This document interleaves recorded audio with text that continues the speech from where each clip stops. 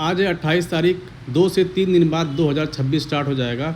ये वीडियो मैं इसलिए बना रहा हूँ क्योंकि उन लोगों के लिए मैं बना रहा हूँ जिनको ट्रेडिंग में नॉलेज है, जिनको मालूम है, जो सीखे हुए हैं, जिनको टेक्निकल एनालिसिस मालूम है।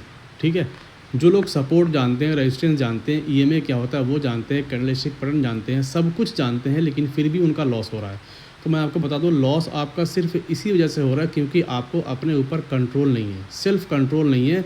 आप एक तरीके से अपने आप को बॉस मानते हो कि मैं अपनी मर्ज़ी के मुताबिक चलूँगा।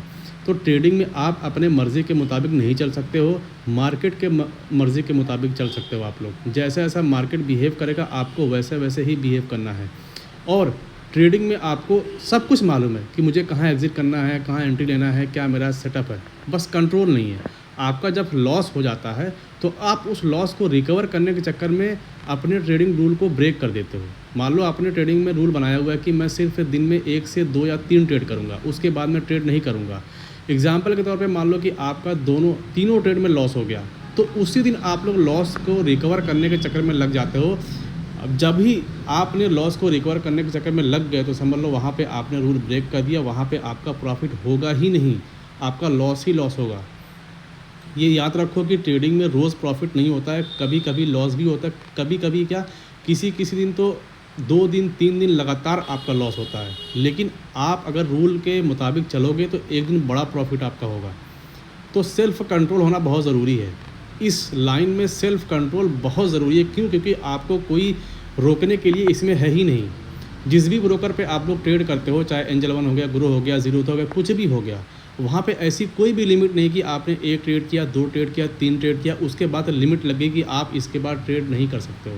क्योंकि वहाँ पे कोई रोकने के लिए है नहीं, इस वजह से आप लोग अपने आप को रोक नहीं पाते हो और रूल को ब्रेक कर देते हो।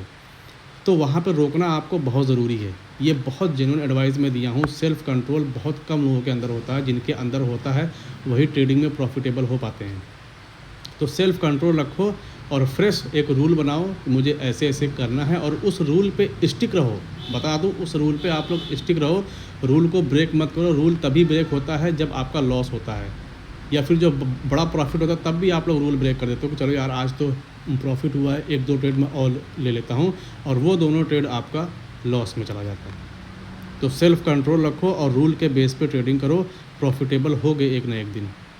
और मैं आगे आने वाले जो भी मैं वीडियोज़ बनाऊँगा, मैं कोई कोर्स नहीं बेचता हूँ, मैं कोई कोर्स नहीं बेचूँगा, एक जेन्युइन एडवाइस दूँगा। और ट्रेडिंग को आप एक रियलिस्टिक तरीके से सोचो, अपना पैसा डबल करने की मत सोचो। इसमें आपका पैसा किसी भी लाइन में डबल नहीं होगा 2 दिन, 1 दिन, 1-2 महीने में, किसी भी लाइन में नहीं होता है।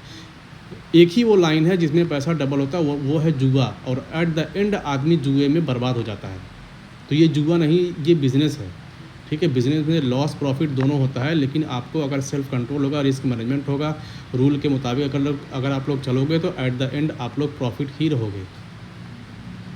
आई होप आपको वीडियो समझ में आई होगी। Thank you so much.